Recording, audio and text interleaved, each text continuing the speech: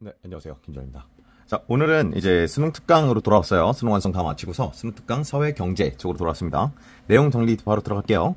기업의 아웃소싱 사회 경제 첫 번째 질문이에요. OEM과 ODM 이렇게 나눠놨는데 내용이 좀 뭐가 이것저것 많은데 사실 그렇게 어렵지는 않아서 잘 집중해서 들으면은 기억을 어느 정도 하는데 도움이 많이 될 겁니다. 자, 일단 아웃소싱이 뭔지부터 확인해야 되겠지? 자, 아웃소싱이란 이 회사의 일부 업무를 전문가나 전문 기업에 위탁해서 야 이거 좀 대신 만들어줘 그리고 돈을 조금 주고 이런 식으로 돌아가는 걸 아웃소싱이라고 해요. 뭐 쌤 같은 경우면 어떨까? 쌤이 만약에 유튜브로 장사를 한다고 해봐. 뭐 쌤이 유튜브로 돈을 벌 생각은 없지만 유튜브로 장사를 할 때 인터넷 이 동영상 편집 너무 힘들어. 그래서 동영상 편집을 외주를 맡기는 거, 그지? 그 보통 우리 외주를 맡긴다라는 표현을 쓰는 게 이제 위탁이랑 비슷한 거다라고 생각하면 될 것 같아. 자, 그런데 아무 일이나 그냥 다 위탁을 맡길 수 없잖아. 그지? 뭐, 야, 나 택시 태워줘. 뭐 이런 식으로 막 다 돈으로 쓰면 힘들잖아요. 그죠? 자, 그래서 아무 일이나 위탁이 아니라 기업에서 중요한 것들 몇 개를 파악을 해야 되는데, 자, 일단 체크해야 되는 건 이거예요. 두 개. 핵심 역량이라는 거랑 산업 중요도입니다. 자, 핵심 역량이 뭐냐? 기업의 고유 기술, 고유 기술력, 고유 경쟁력을 가지는 것들을 말해요. 쌤이 아까 유튜브로 뭐 인터넷 강의를 판매한다 뭐 약간 이런 식으로 갔다면은 쌤 그거 가르치는 것 내용 자체가 되겠지, 그지? 그거를 위탁해버리면 어떡해, 그지? 야, 나 대신 가르쳐줄래? 뭐 이러면 의미가 없잖아, 그죠? 이런 거. 그 다음에 산업 중요도라는 게 있는데, 산업 중요도는 뭐냐? 이 산업에서 이게 중요한 성공 요소인가? 그러니까 그게 없으면 성공을 못 하는가? 이런 얘기지, 그지? 자, 그래서 만약에 둘 다 핵심 역량도 있고, 산업 중요도도 있는 업무라면 지금 이제 우리 업무가 어떤 업무이냐를 따지는 거란 말이야. 오케이? 이 업무를 아웃소싱을 해도 되는 건지 아닌지를 지금 따진 중이야. 고유한 경쟁력이 있는데 성공해도 중요해. 야, 이러면 이걸 외주로 바꾸면 되겠어 안 되겠어? 당연히 안 되겠죠, 그죠? 이런 것들은 당연히 기업 내부에서 해결해야 됩니다. 기업 내부에서 만들든가 너네 고유 기술 그 자체니까 이걸 어디다가 외주를 맡겨. 그럼 뭐 완전 그냥 유령 회사인 거 아니야, 그죠? 이렇게 기업이 지가 자체적으로 수행해야 되는 것이다 라는 얘기고, 자, 핵심 역량이야. 고유 기술이긴 해. 근데 사실 그렇게까지 중요하진 않아. 이런 경우라면 어떻게 해야 되냐? 기업에서 분사를 해야 됩니다 라고 얘기해요, 지문에서. 자, 분사가 뭐냐? 분사에서 각주가 달려있는데 쌤이 수능 완성 연상에서 이 각주가 선택지로 그대로 나오기도 하니 각주를 꼭 좀 챙기자라는 얘기를 했었어요. 자, 분사라는 거, 이게 나눌 분자에 회사 할 때 사예요. 그러니까 본사가 있을 거 아니야, 그지? 본사에서 나오는 거야. 본사에서 이렇게 조그맣게 나와가지고 이 본사 아래에 있는 자회사 개념이죠. 자회사 개념으로 떨어져 나와서 조그만 독자적인 회사가 돼서 그 회사가 돌아가면서 여기서 그 핵심 역량을 따로따로 이 회사의 본사에만 공급하는 그런 식으로 이렇게 나눠지는 걸 분사라고 해요. 본사에서 튀어나와서 하는 거. 자, 핵심 역량까지는 아니야. 근데 만약 중요해. 이런 경우는 어떻게 하느냐? 타 기업과 제휴를 맺습니다. 제휴를 통해서 해결을 하고, 그 다음에 핵심 역량도 아니고 중요하지도 않아. 네, 이런 경우에 바로 뭐 하는 거야? 아웃소싱을 하는 거야 라는 게 내용이에요. 아마 이거 글을 한번 읽어본 친구들은 내가 항상 얘기하지만 이 영상이 도움이 된다라는 방향은 혼자 먼저 한번 풀어보고 그 다음 쌤 거 보면서 같이 정리해보고 이 정도로 가져가는 게 제일 좋아라는 얘기를 했어. 만약 풀어봤다면 이 둘이 뭔 차인가라는 고민을 했을 수가 있어. 근데 이 지문에서는 설명이 없거든요. 그래서 간단하게 알려줄게요. 자, 제휴라는 건요, 기업 간의 이 협력을 전제로 합니다. 그래서 이 제휴를 맺는다라는 거는 얘도 좋고 나도 좋은 무언가가 왔다 갔다 하는 그 기술적인 게 왔다 갔다 하는 그런 게 있어야 그게 제휴예요. 반면 아웃소싱은 위탁입니다. 그냥 이것 좀 해줘. 해가지고 다 되면은 갖고 와. 이게 다야. 오케이? 그냥 협력이라기보다는 일방적인 거죠, 그죠? 그게 좀 다르다는 거. 일단 이 정도만 가볍게 칠게요. 자, 그 다음. 일단 그래서 아웃소싱을 하게 됐어. 핵심 역량도 아니고 그렇게까지 막 성공 요소까지는 아니지만 그렇다고 없으면 안 되는 것들이 있지, 그지? 꼭 필수적이지까지는 않지만. 자, 그런 걸 아웃소싱을 할 건데 아무 때나 또 아웃소싱을 하진 않을 거란 말이지. 내가 직접 만드는 게 더 유리할 수도 있잖아, 그죠? 자, 그럼 보통 유리하다 어쩌다 이런 거 다 뭐에 관련된 거예요? 비용에 관련된 거죠. 자, 지문에서 가져온 그래프를 그냥 그대로 가져올게요. 이건 어렵지 않아서 오래 붙이지 않고 그냥 쌤 그리겠습니다. 자, 수량이 있고 비용이 있을 거야. 자, 뭐 예를 들어서 뭐 이 펜을 내가 만들 거야. 그러면 이제 이것도 돈이 들 거 아니야? 뭐 하나 만드는데 한 100원이 든다고 해보자고. 그러면 이제 내가 10개 만들면 1000원이 들겠지. 뭐 그런 얘기 할 거야. 자, 그런데 이게 지금 뭘 비교하는 거냐면 비용으로 내부에서 만들 것인지 이거를 위탁하는 게 이로운지를 판단하는 건. 자, 내부 제조의 경우는요, 어떤 문제가 있느냐? 이거 만들려면 이걸 그냥 막 테이블 위에서 그냥 뚝딱뚝딱 손으로 만들진 않을 거 아니야. 그지? 당연히 공장 같은 게 필요하겠죠. 그죠? 기반적인 공장 시설 같은 게 필요할 거고, 뭐, 그거 돌리는, 뭐, 인력도 필요할 거고, 뭐 이럴 거 아니야. 그죠? 그래서, 기본 비용이 들어요. 기본 비용. 하나를 만들든 500개를 만들든 무조건 일단 그 제조 시설은 있어야 될 거 아니야. 오케이? 똑같겠죠? 그 제조 시설이. 하나를 만들 때랑 100개를 만들 때랑. 그런 거를 고정비라 그래. 오케이? 자, 그래서 내부 제조를 할 때, 이, 총 비용의 그래프를 쌤이 지금 그린 거야. 총 비용. 총 비용의 그래프가 내부 제조를 할 때는 이 고정비에서 시작을 하겠지, 그지? 여기가 고정비예요. 고정비가 뭐라고? 고정비는 이, 그, 공장이나, 이런 제조시설, 그리고 그걸 돌리는 인력들이나 뭐 이런 것들, 그런 것들 다 포함하는 겁니다. 고정비용. 자, 그 다음. 근데 위탁을 한다고 생각해봐. 내가 지금 회사인데, 내 기업인데, 이 기업에서 다른 뭔가를, 이 펜을 만든 걸 위탁을 하려고 그래. 그럼 내가 공장을 만들 이유도 없지. 그지? 그 공장을 돌릴, 뭐 어쩌고저쩌고 하는 그런 인력도 필요 없죠. 그죠? 고정비가 없잖아. 그지? 한 개당 얼마, 이 가격만 처리하면 되니까. 그러니까, 시작이 가격이 제로겠죠. 이해가 돼요? 오케이? 내가 이번 색깔 일부러 이렇게 입혔어요. 아웃소싱의 총비용이고, 내부 제조의 총비용입니다. 되죠? 이런 식으로 갈 거다, 이 말이지. 자, 그런데 이게 항상 이렇게 교점이 나오면 교점이 중요하잖아, 그지? 수학 풀 때도 항상 하잖아. 네. 자, 이 교점을 기준으로 생각해봐. 교점을 기준으로 생각해보면, 지금 아웃소싱 하는 이 빨간색 선은 얼마 안 한다는 뜻이지. 이거 아래에 있으니까 비용이 얼마 안 한다는 뜻이죠? 이 위에 있는 건 비싸다는 얘기야. 되죠?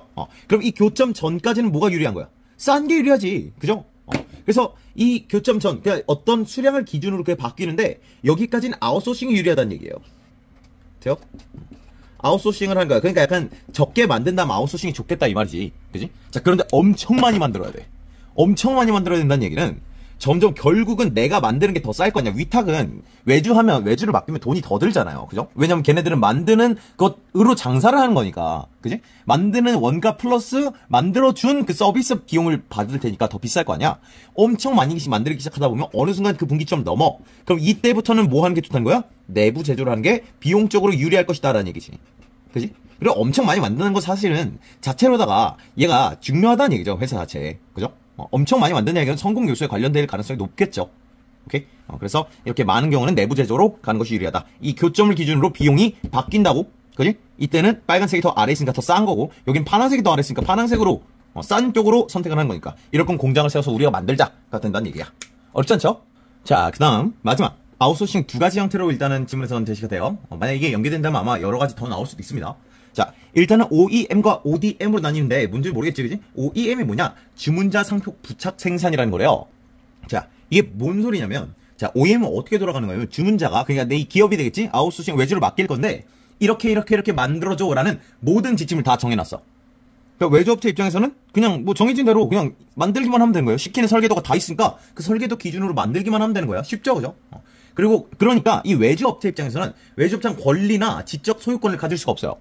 그리고 상표명, 여기 아까 주문자 상표 부착 생산이라고 적혀있지, 그지? 이 상표명도 우리 외주업체 이름으로 그 만들었다라는 이런 광고를 하나도 못해. 주문자의 상표명으로 바꿔 나가야 되는 거야. 그러니까 어디서 만들었다 이런 것들을 하나도 못 쓴다는 얘기예요. 오케이? 자, 이게 뭐 장점이 있고 단점이 있는 거야, 서로가. 자, 일단은 뭐가 좋냐 하면 기업 입장에서는 어차피 외주를 맡기는 거기 때문에 이렇게 이 고정비를 안 써도 된다는 장점이 있겠지? 이게 제일 첫 번째겠죠, 그죠? 고정비를 안 써도 되고. 그 다음 이게 언제 좋냐면 또 외국 갈 때 좋아요. 외국에서 내가 이 회사를 확장시켜서 외국을 나갔는데 외국에서 또 뭔가를 만들어야 될 거 아니야. 그럴 때는 외국한테 OEM을 맡겨버리면 되겠지. 그지? 그럼 외국에 공장을 설립하거나 이러지 않을 테니까. 되죠? 그 다음 이 외주 기업 쪽에서는 뭐가 좋냐?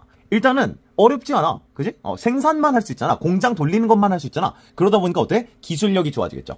그래서 기술력이 좋아져. 외주 업체가 이제 공장을 만들어가지고 만들면서 기술력이 좋아지면서 나중에는 뭐 자기 회사를 따로 차리거나 이럴 수도 있겠지. 그지?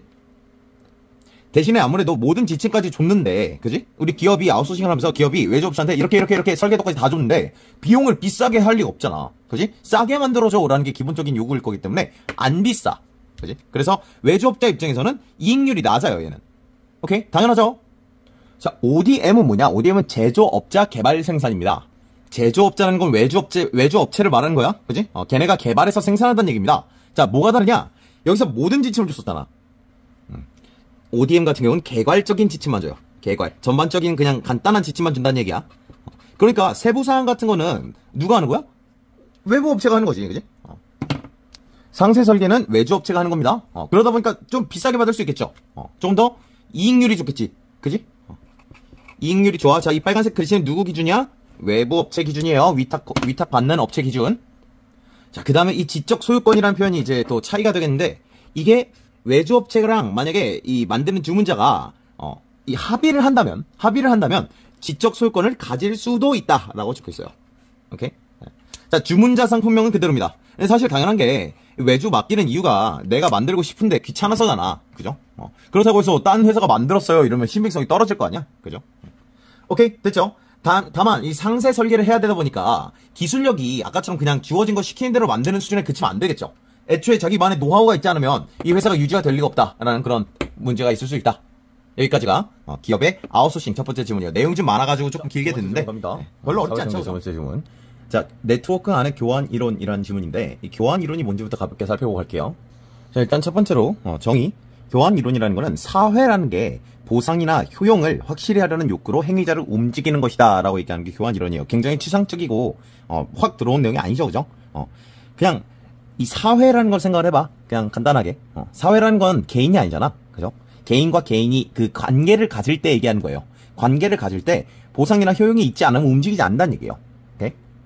그래서 내가 너를 위해 무언가를 하다 혹은 너와의 관계 속에서 무언가를 했을 때 보상이나 효용이 있어야지만 움직인다라는 것이 교환 이론입니다.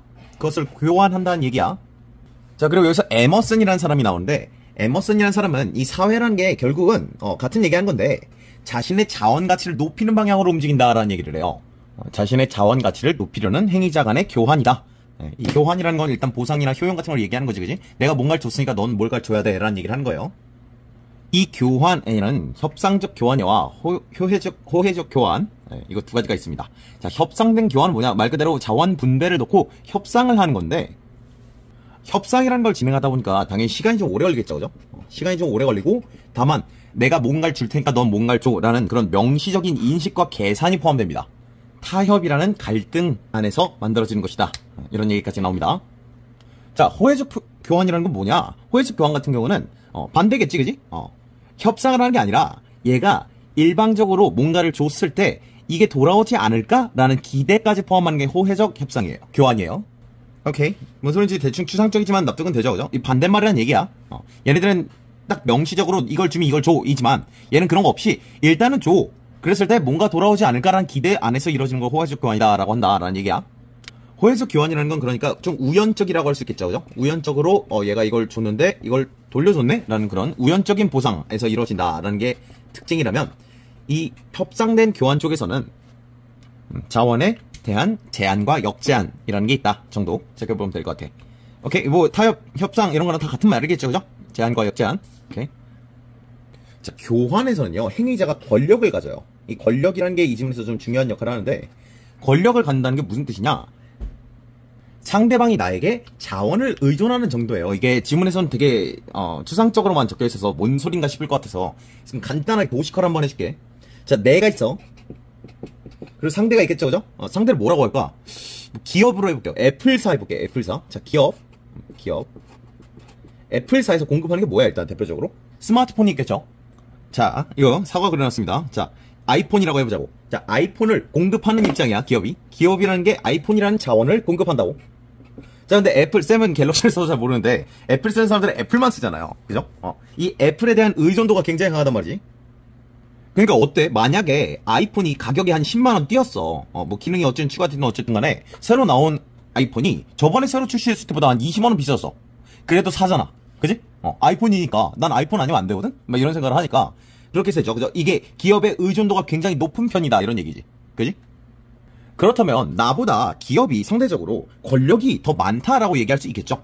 이건 직관적으로 들어오죠, 그죠? 이런 걸 권력 불균형이라고 해. 자, 권력 불균형, 오케이? 뭔 소리인지 알겠죠? 얘는 이제 그러니까 이득을 취할 수 있을 거 아니야, 그 권력이 있으니까. 권력 불균형을 근데 에머슨 같은 경우는 뭐라고 보느냐? 이게 바로 균형화 작동을 활성화한다. 걱정할 게 아니란 얘기입니다. 권력 불균형이 일어나면 다시 균형이 잡힐 수 있다라는 얘기인데 어떤 얘기냐? 자, 예를 들어서 뭐 20만원 정도에 뭐 샀다 쳐. 오케이? 근데 만약에 100만원이 올라갔어. 오바잖아, 그지? 이건 못 사. 그러면 내 입장에서는 이거 어떻게 해야 되느냐? 상대의 권력을 낮춰주는 그런 방향으로 내 선택이 이루어진다는 얘기야. 내 행위자가 움직이는 게 그런 얘기인데 지금 행위자가 나잖아, 그죠? 어떤 식의 얘기들이 있을 수 있겠어? 1번 가치를 낮게 평가해요. 상대가 주는 이거. 자, 이거를 자원이라고 해볼게. 그럼 나 같은 경우는 돈을 낼 거 아니야, 그죠? 돈이란 자원을 내겠지, 그지? 자, 근데 이 상대의 자원을 낮게 평가하는 게 첫 번째 방법이야. 이게 뭔 소리냐면 그냥 이 아이폰 계속 얘기를 해보면 아이폰이 생각보다 별론데? 이러는 거지. 안 살 건데? 약간 이렇게 되는 거죠. 오케이? 비싸니까 자연스럽게 그렇게 되는 거야. 혹은 대안을 찾아요. 아, 갤럭시로 갈아탈까? 약간 이렇게 되는 거지. 되죠?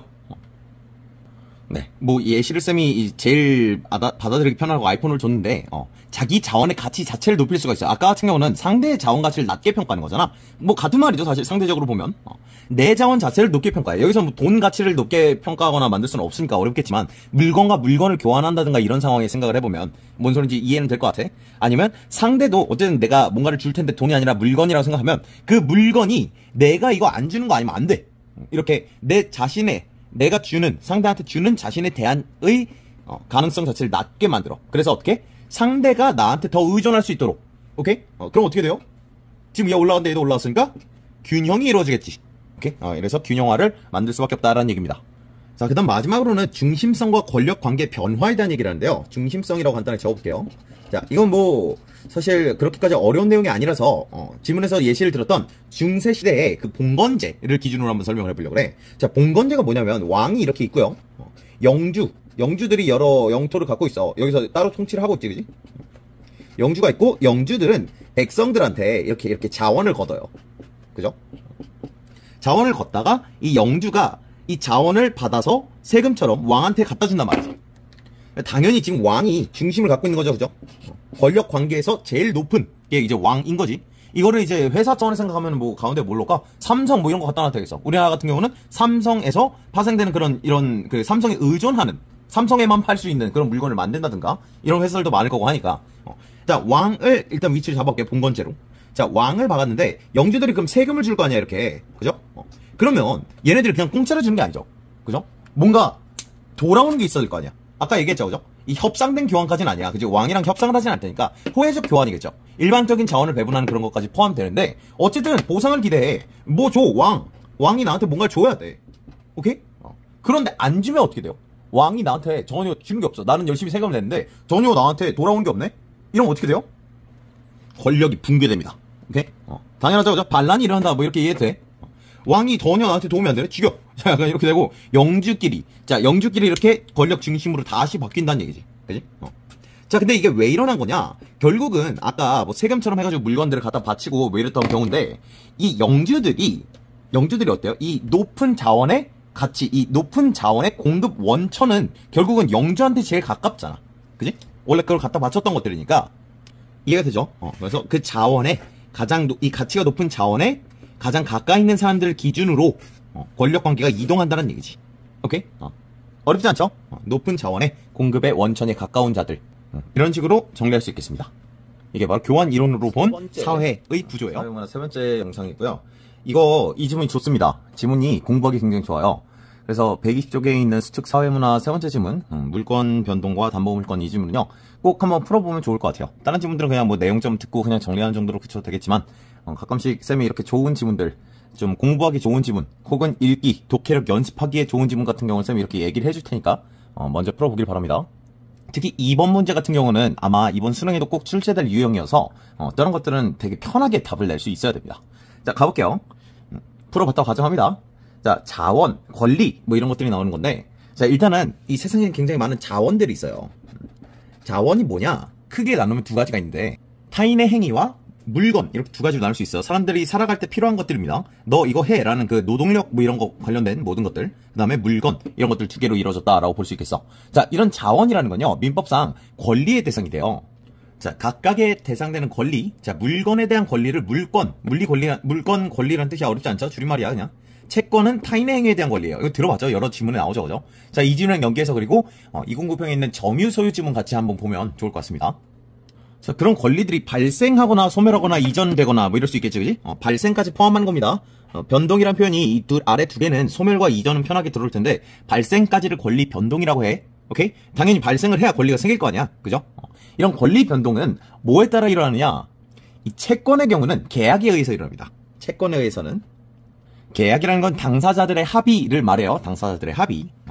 자, 그 다음에 물권 같은 건 좀 달라. 물권은 어떠냐? 계약은 당연히 있고, 혹은, 여기 추가로, 공시방법이라는 게 필요해요. 공시방법 좀 이따 뭔지 알려줄게. 자, 혹은 법률 때문에 일어나기도 합니다. 법률. 자, 이 혹은이라고 나누는 이유는 뭐냐? 법률 같은 경우는요, 계약이나 공시방법이 둘 다 필요가 없어요. 이렇게 두 가지 방법으로다가 물건의 발생이나 소멸이나 이전이 생겨난다. 이런 얘기입니다. 자, 이 공시 방법이 뭐냐? 공시 방법이라는 거는 이 물건에 대해서 어떤 물건에 대해 누가 권리를 갖고 있는가에 대한 얘기예요. 오케이? 이렇게 해보면, 자, 물건이란 표현은 굉장히 큰 개념이에요. 우리 눈에 잡히는 작은 물건들로만 착각하면 안 됩니다. 집, 막 땅, 이런 것까지 다 물건이에요. 어떤 물건에 대해서 어떤 사람이 어떤 권리를 갖고 있어? 라는 거를 당사자가 아닌 다른 사람들도 알 수 있게 해주는 걸 공시 방법이라고 합니다. 오케이? 자, 물건에서는 근데 그러니까 공시 방법이 필요하고 채권은 그런 게 필요 없다는 거 아니야? 그지? 왜 이런 차이가 발생하느냐? 채권 같은 경우는 채권자와 채무자. 자, 그러니까 채무자라는 건 의무를 가진 사람을 채무자라고 하고, 내가 지금 권리 갖고 있는 사람이 난 채권자입니다. 오케이? 내가 채권자면 채무자에 한해서 일어나는 거죠. 오케이? 이 채권이라는 건 채무자한테 일어나는 게 권리야. 그죠? 그러나 물건이라는 건요, 모든 사람한테 대상으로 합니다.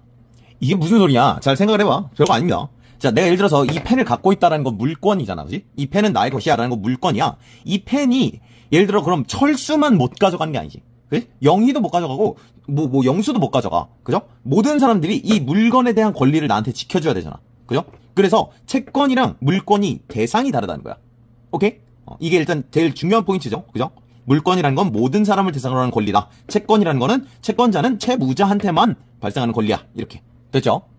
지문에서는 부동산 등기 이런 게 나와요. 집을 내가 갖고 있으니까 다른 누가 들어오든 주거 침입죄가 되는 거야. 뭔 소린지 알겠죠? 자, 지문에서는 담보 물건이라는 특이한 거를 이제 물건 중에서도 담보 물건이라는 거를 따로 다룹니다. 얘가 이제 주인공이 되겠는데, 자, 담보 물건이 뭐냐? 이 물건을 담보로 해서, 들어는 맞죠? 담보라는 표현은, 그죠? 물건을 담보로 해서 돈을 빌려준 거야. 그지? 담보라는 게. 그러면은, 내가 만약에 그 돈을 빌려준 사람이면은, 소중한 이 뚜껑을 담보로 해서 내가 100만 원을 빌려주잖아. 그럼 난 이 물건에 대해서 담보 물건이라는 게 생기는 거예요. 오케이? 자, 그런데 사실상, 이 돈을 가져와 라는 거는 금전채권이거든? 자, 뭔 소리냐? 이 둘을 좀 구분을 좀 해볼게. 자, 이렇게 얘기해 볼 수 있겠지. 그지? 자, 물건은 담보야. 근데 돈을 내놔라는 타인의 행위를 요구하는 그것은 바로 금전채권이죠. 오케이? 납득이 되죠? 그죠? 돈을 내놓으라는 상대가 나한테 돈을 줘야 한다라는 그 타인의 행위, 그거에 대한 권리는 채권이야. 그죠? 오케이? 자, 그런데 이 담보 물건이 금전채권을 위해서 반드시 필요해요. 오케이? 담보 물건이 필요하다라는 얘기인데, 자, 이번 문제가 굉장히 좋아요. 이번 문제가 뭘 물어봤냐면은, 이게 왜 필요해? 라는 걸 물어봤어. 오케이? 뭐라고? 다시. 이 담보 물건이 금전채권을 이루는데 왜 필요한가에 대한 질문이었거든요. 자, 내가 돈을 빌려준 사람이라고 치자고, 그지? 자, 그럼 난 채권자입니다. 오케이? 자, 내가 채권자고, 채권자. 내가 지금 돈을 빌려줘서, 오케이? 누구한테? 채무자한테 빌려준 거야. 자, 그냥 무라고 줄게, 무. 자, 채무자한테 돈을 빌려줬어. 뭘 받고? 담보라는 물건을 바꿔서 빌려줬단 말이지. 됐죠? 근데 그 물건이 만약 집이야. 자, 담보를 집으로, 은행에서도 하죠. 담보대출이라는 거. 집을 기준으로다가 하면 집을 주고 이럴 순 없잖아. 그지? 그러니까 권리만 생기는 그런 상황인 거야. 담보 물건이라는 거. 자, 그런데 얘가 돈을 못 갚았어. 돈을 못 갚으면 난 어떡해. 빡치죠. 자, 빡치면 안 되고. 자, 빡친다고 해결되는 거 없으니까. 자, 돈을 안 갚으면 어떻게 되냐면 나는 이 담보라는 걸 팔 거 아니야. 그죠? 담보를 팔아버릴 수 있는 권리가 되는 거란 말이지. 뭔 소리인지 알죠? 그래서 그거를 이제 법원의 경매로 넘겨요. 그러면 법원에서 그걸 판매하고 그 판 가격을 나한테 강제로 갚아주는 거. 이런 시스템이 있단 말이지. 그런데 알고 보니까 얘가 지금 빌린 게 한두 명이 아니었어. 나한테도 돈을 빌렸는데 다른 애한테도 막 돈을 빌렸었단 말이지. 오케이? 자, 돈을 이곳저곳에서 빌렸다고 해봐. 자, 그러면은 이 돈을 빌려준 입장에서는 다들 화날 거 아니야. 왜 얘만 갚아줘? 왜 내 것만 먼저 갚아줘? 막 이렇게 될 거 아니야?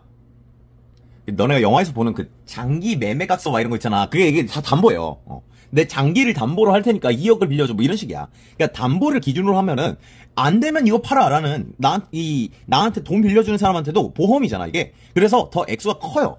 오케이? 그러니까 빌려준 내 입장에서는 당연히 내가 먼저 받아야지. 나는 이 물건을 기준으로 했는데 얘네들은 그게 아니라면 당연히 내가 먼저 받고 싶잖아. 오케이? 아까 뭔 질문이었다고? 이게 왜 필요하냐에 대한 질문이었잖아. 자, 이 담보 물건의 내용이 뭐냐면요. 우선 변제권이라는 게 있습니다. 오케이? 내가 이 담보를 기준으로 했기 때문에 담보 기준으로 돈을 빌려준 것은 나는 얘한테 우선적으로 이 담보가 팔린다면 우선적으로 내가 먼저 보장을 받아. 오케이? 뭔 소린지 알겠죠? 자, 그런데 이 담보 물건이 왜 필요하냐? 지금 내 담보 물건이 우선 변제권이 있으니까 내가 먼저 받을 수 있는 거 아니겠어? 그죠? 그런데 이 우선 변제권이라는 건 어때? 얘한테만 적용되는 게 아니라 얘랑 얘한테도 적용되는 거죠. 그지? 내가 먼저 받아야 돼 라고 얘기하는 거니까. 그지? 상대들한테, 다른 사람들한테도 이 적용이 돼야 되잖아. 혹은 갑자기 철수가 또 와가지고 사실 나한테도 내가 더 먼저 빌렸는데요? 뭐 이러면 얘한테도 적용을 해줘야 되잖아. 하지만 나의 담보 물건의 우선 변제권 때문에 내가 먼저 받을 거야 라고 나는 지금 주장할 수가 있게 되는 거란 말이야. 이해되죠? 그래서 필요해. 왜? 물건이라는 거는 모든 사람을 대상으로 하는 권리거든. 이해돼요? 금전채권만 있다면, 지금 내가 금전채권만 있다면 우선적으로 내가 먼저 받을 수 있는 그게 안 생기는데, 물건이라는 특성상 모든 사람한테 대상으로다가 적용되는 권리란 말이야. 그래서 담보 물건이 있어야 우선 변제권이 실현이 될 수 있다, 이런 얘기인 거죠. 좋았어. 자, 그 다음 담보 물건의 특징 몇 가지 얘기하고 끝나는 질문이에요. 뒷부분은 사실 어렵진 않은데, 자, 담보 물건의 특징을 한번 보자고. 첫 번째, 담보 물건의 첫 번째는 뭐냐? 자, 채무자가, 이 친구가 돈 빌린 친구가 만약에 돈을 싹 갚았어, 다시. 그럼 바로 그 담보라는 걸 소멸해버려요. 오케이? 자, 물건이라는 거 원래, 뭐, 계약이나 공시 방법, 이런 것 때문에, 이런 거로 이루어진다라고 했었잖아. 그렇지만, 법률에 의해서 소멸할 수도 있다 그랬지. 자, 이 소멸은 법률에 의한 소멸입니다. 오케이? 뭔 소리냐? 등기 같은 거 필요 없다는 얘기입니다. 오케이? 새롭게 계약을 막 하거나 할 필요가 없다는 얘기예요. 오케이? 어렵지 않죠? 자, 두 번째는 이 담보 물건이라는 건요, 채무 전액을, 그러니까 내가 빌린 모든 돈을 다 갚았어. 얘가 그 전까지는 내가 1,000만 원을 빌려줬는데 990만 원을 갚았잖아. 그래도 그 담보라는 건 물건 전체에 들어가요. 오케이? 그러니까 뭐 예를 들어 건물이 10층짜리야. 근데 내가 900만 원을 갚았어. 1,000만 원 중에. 그렇다고 해서 내 담보 그 대상이 1층만 이렇게 남는 게 아니란 얘기야. 뭔 소린지 알겠죠? 이게 이제 4번 문제가 문제 풀 때 된 근거가 되겠지. 오케이? 네. 세 번째는 물건 자체가 아니라 물건의 가치를 대상으로 한다는 얘기가 있어요. 자, 세 번째는 그냥 엿다 적을게요. 여기다가. 이게 세 번째인데. 자, 담보 물건이라 생각해봐. 담보 물건은 결국은 이거 왜 갖고 있는 거야? 다른 물건 같은 경우는 뭐가 있냐? 내 물건의 소유권, 이 펜에 대한 소유권, 뭐 이런 식의, 이런 게 물건이라면 담보 물건 좀 달라. 내가 이 담보를 굳이 갖고 싶었어? 나한테는 사실 필요 없어. 내가 지금 중요한 건 이게 아니고요. 내 돈이야. 그죠? 그래서 이 담보 물건 특성상 이 행위에, 타인의 행위 자체가 중요한 거지, 물건 자체가 중요한 게 아니란 말이지. 이해가 되죠? 그래서 물건 가치 자체가 중요한 거기 때문에, 자, 예를 들어서 나한테 집을 담보로 맡겼다가 걔가 돈 없다고 막 집을 팔아버렸어. 그러면 내 담보 뭐 사라지는 거야? 그렇지 않다는 거예요. 물건 가치 자체가 중요한 거기 때문에 걔의 다른 갖고 있는 무언가로 담보가 옮겨가. 오케이? 물건 자체의 기준이 되는 게 아니라서 물건 가치에 들어간 거라서 다른 물건으로 이 담보가 옮겨갈 수가 있다라는 얘기. 여기까지가 담보 물건의 특징이 되겠어. 이 필요성을 기준으로 물건을 모든 사람, 채권은 채무자로 연결을 해놨고, 이 밑밥을 딱 설정을 해놓고, 그 다음에 이게 왜 필요할까라고 하면서 결국 다른 사람들한테 대상으로 적용되어야 되기 때문에 필요한 거야 라는 얘기를 이렇게 연결지어서 했던, 안녕하세요. 나름 연결성이 굉장히 좋은 질문인데, 네 번째 질문은 이 구평에 나왔었던 질문이므로 패스하도록 할게요. 쌤이 원래 이거를 하나하나 연계 양상을 좀 비교하려고 그랬는데, 그러다가 다른 질문 찍을 시간이 좀 부족할 것 같아서 일단은 빠르게 진도 나가놓고 그 다음에 그런 것들 찍든지 하겠습니다. 자, 다섯 번째 질문이에요. 사회경제. 자, 다섯 번째 질문은 지구환경정치라는 내용인데, 네, 별 내용 없습니다. 환경을 잘 지켜볼까? 뭐 이런 얘기야, 일단은. 자, 일단 지구환경정치의 정의가 지문에 나왔으니까 정의 잠깐 체크하고 갈게요. 자, 지구환경정치라는 것은 다양한 행위자들이 지구 차원에서 환경 문제에 대한 얘기를 상호작용하고 관계를 맺고 이런 것들을 지구환경정치라고 합니다. 자, 이 지구환경정치를 얘기하면서 세 가지 관점으로 이 정치라는 것을, 이 국제관계에서의 정치라는 것과 연결지어서 환경정치에 대한 얘기를 하는 세 가지 관점을 제시를 하는데, 그 세 가지 이 관점을 하나씩 한번 보도록 할게요. 자, 첫 번째 거 현실주의가 있고요. 두 번째 자유주의, 세 번째 구성주의, 이렇게 세 개가 있어요. 자, 이 세 개가 일단 먼저 공통점을 하나 갖는데, 이 중앙정부라는 게 없기 때문이야 라는 거를 공유해요. 뭔 소리냐? 원피스 아니? 원피스 같은 거 보면 세계 정부 이런 거 있잖아요. 그죠? 우리 세상으로 치면 굳이 따지면 UN 같은 느낌이라 할 수 있지만, 자, UN이 이게 다른 나라한테 무엇을 강제하는 힘, 그런 건 별로 없거든. 그냥 모인 단체 정도인 거지 지구를 전체를 컨트롤하고 그런 정부가 아니란 말이야. 오케이? 그런 세계 중앙 정부 같은 게 없기 때문에 그게 컨트롤이 안 돼, 강제가. 그런 관점에서 어떻게 해야 될까를 논의하는 질문이에요. 자, 현실주의 볼게요. 현실주의. 자, 현실주의는 일단은 굉장히 비관적인 친구들이에요. 현실적으로 망했어. 약간 이런 느낌이거든. 자, 현실주의 같은 경우는 이 행위의 주체를 국가들로 봅니다. 국가. 지금 여기서 얘기하는 이 행위라는 표현들은 다 어쨌든 지금 지구 환경 정치 얘기하는 거니까 환경 문제에 대한 행위로 일단 보면 돼. 오케이? 네. 자, 이 국가는 뭐야? 합리적인 단일 행위자라고 봅니다. 오케이? 현실주의에서는. 그렇기 때문에 합리적으로 단일적인 이 국가들 각각이 자기의 이익을 추구할 수밖에 없어. 왜? 중앙정부가 없잖아. 컨트롤이 안 되는 상황에서 여러 국가들이 모이니까 당연히 자기가 이로운 방향으로 행동을 할 거 아니야. 이게 배타적 추구라고 나와 있는데, 자, 배타적이라는 표현이 뭐예요? 타인을 배척하답니다. 이거 모르면 안 돼, 이런 단어들. 자, 그러기 때문에 협력은 애초에 불가능하다라는 게 결론이에요. 어차피 이게 환경 문제가 중요해? 당연히 중요하죠, 그죠? 자, 중요한데 이 국가 입장에서 자기의 이익을 추구하는 그 과정에서 이걸 굳이 자기 나라보다 중요시 여길 이유가 있냐는 거지. 이익보다 더 중요시 여길 이유가 있냐는 거죠. 자, 그래서 지문에 나온 말들을 체크를 해보면 국가 존폐에 딱히 직접적인 그런 영향을 주지 않는다. 그냥 나라가 뭐 쓰레기 좀 많다고 해서 나라가 망하진 않잖아. 그지? 타국을 신뢰하잖아. 자, 이 타국을 신뢰하지 않는다는 게 내가 이 환경 문제에 대해서 이제 좀 우리나라 앞으로 좀 분리수거를 잘해볼까? 뭐 이런다 해도 다른 나라에서 뭐 뒤따 그냥 다 쓰레기 갖다 버린대. 그러면 우리 하는 의미가 뭐야? 무임승차하는 다른 나라들이 있는데. 이러면서 결론적으로 다들 안 하게 될 것이다. 그래서 현실적으로 할 수 있는 방법이 없어. 약간 망했어. 이런 느낌이 현실주의의 관점이다 라고 받아들이시면 돼요. 자, 다음 자유주의 볼게요. 자유주의는 뭐냐? 일단은 이 행위 주체를 조금 다르게 봐요. 행위 주체를 국가뿐 아니라 UN, EU 이런 범지구적인 기구나 혹은 초국가적인 기구, 그리고 비정부 단체들이죠. 그런 것까지 다 행위 주체를 봅니다. 자, 이 자유주의에서 얘기하는 건 뭐냐면요. 국가가 합리적인 단일 행위자다. 자, 이걸 부정하지 않아. 근데 국가뿐 아니라 다른 애들도 있겠죠? 얘네들도 다 합리적이야. 오케이? 합리적이고 이성적인 행위자들이에요. 그런데 이 합리적인 이성적 행위자가 어떻게 지 이익만 추구하냐 이 말이야. 자유주의 입장에서는 이익을 위해서 협력할 수밖에 없다라는 얘기예요. 왜? 이 상호작용을 하잖아, 사회가. 그지? 계속 상호작용을 해오면서 이미 이 의존적인 게 굉장히 많이 얽혀있단 말이야. 그지? 수많은 단체들과 국가들과 이런 이 이해관계가 굉장히 얽혀있어서 이 국제 전체 체제가 안정이 되려면은 당연히 다 협력하고 이러고 있어 왔다라는 얘기고, 환경 문제 관련해서 똑같다는 얘기야. 환경 문제 관련해서도 우리는 지금까지 노력을 해왔어. 그래서 지금 이미 협력 노력 중이고 곧 이게 더 제도화가 될 것이다. 그러니까 앞으로 더 잘 될 거고 더 환경은 더 잘 지켜질 거야. 그리고 플러스 과학이 이렇게 필요할 거예요. 그죠? 좀 더 이 과학 실험도 해야 되고 어떤 이런 해결 방안에 대해서, 그리고 이런 조사도 많이 필요할 거 아니야? 그래서 더 많은 행위자들이 참여할 거야. 지금 여기서는 국가, UN, EU, 비정부 단체 정도만 있지만 여기서 이제 뭐 과학자 단체라든가 이런 것들도 참여하면서 더 잘 될 거야 라는 낙관주의라고 볼 수 있을 것 같아. 일단은. 오케이? 낙관주의가 막 그저 뒷짐지고 아예 뭐 다 잘 되겠지 뭐 이런 느낌은 아니에요. 얘는 우리가 지금 이미 잘하고 있으니까 점차 나아질 것이다, 그런 의미에서 낙관주의라고 생각해서 얘랑 대비된다라고 읽어주시면 될 것 같습니다. 오케이? 네, 마지막 구성주의입니다. 구성주의도 일단은 이 행위 주체 관련해서는 자유주의랑 약간 비슷하다라고 보면 될 것 같아요. 여러 가지 국가 이외의 다른 단체들까지도 행위 주체로 봅니다.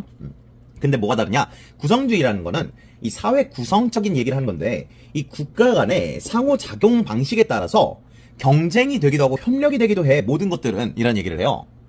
오케이? 그저 뭐 협력만 당연히 할 것이다 라고 보는 게 아니라, 국가들이 예를 들어서 뭐 있을까?